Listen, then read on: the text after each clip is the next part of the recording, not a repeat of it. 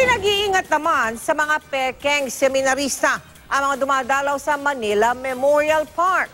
Bukas na 24 oras sa mga gate doon kung saan din nakahimlay ang ilang mga sikat. Nakatutok doon live si Tina Panganiban Perez. Tina. May libo-libo na ang dumalaw rito sa Manila Memorial Park sa Parañaque ngayong araw pa lamang at marami pa ang inaasahang darating. Kaya tuloy-tuloy ang paalala laban sa mga kawatan. Ang mga authorized na mag-bless ng tombs and graves ay mga seminarista ng Our Lady of Peace. May babalang ine-ere sa PA system dito sa Manila Memorial Park. Mag-ingat daw sa mga peking paring mag-aalok ng misa. May mahigit 120 na seminarista galing sa Our Lady of Peace na otorisadong umikot dito. Pero baka raw may sumalisi sa kanilang mga peke. Wala pa naman kami nahuhuli na fake priest as of this moment. Although hindi nyo po dinidiscount yung possibility ng Baka. May possibility na meron tayo makita kung sakali niyan.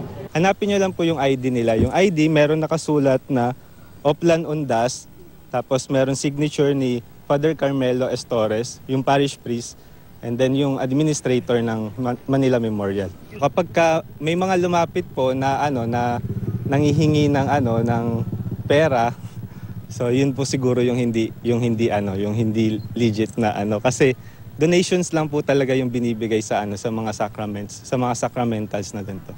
May kakaiba ring makikita sa ilang punto dito. May nag-iwan ng beer sa isa, may advertisement naman sa iba. Hanggang kaninang 2:00 ng hapon, 7,000 tao at 295 na sasakyan na ang pumasok sa Manila Memorial Park.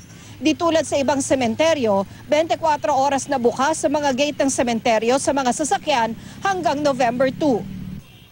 Di problema ang pagkain at inumin sa loob ng sementeryo dahil mala food park ang setup ng iba't ibang kainan. Marami namang mga security personnel, police at marines na nakakalat para tiyakin ang kaayusan at seguridad. May tent din sa entrance ng sementeryo na pwedeng pagtanungan kung nasaan ang mga dadalawing puntod.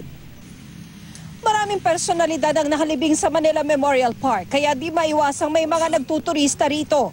Ang pinakadinadalaw na puntod, kina dating Pangulong Cory at dating Senator Ninoy Aquino na pinadala na ng mga bulaklak ni na Pangulong Rodrigo Duterte at Manila Mayor Joseph Estrada.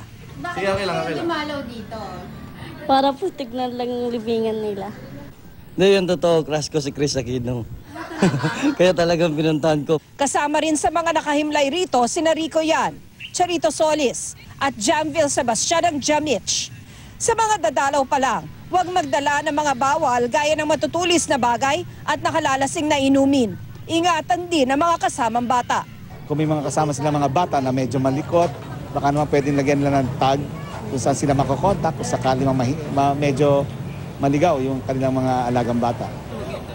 May mga misa rin dito sa Manila Memorial Park kada 2 oras mula 8:00 ng umaga hanggang 6:00 ng gabi. Mel? Maraming salamat sa iyo, Tina Panganiban Perez.